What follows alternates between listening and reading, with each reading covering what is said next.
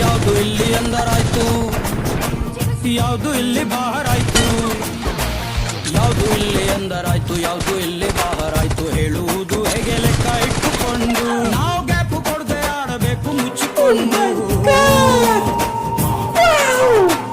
simple ಮಂದಿ ನಾವು ಶೋಕಿಗಂತ ಆಡುತ್ತೀವಿ, ಎದುರು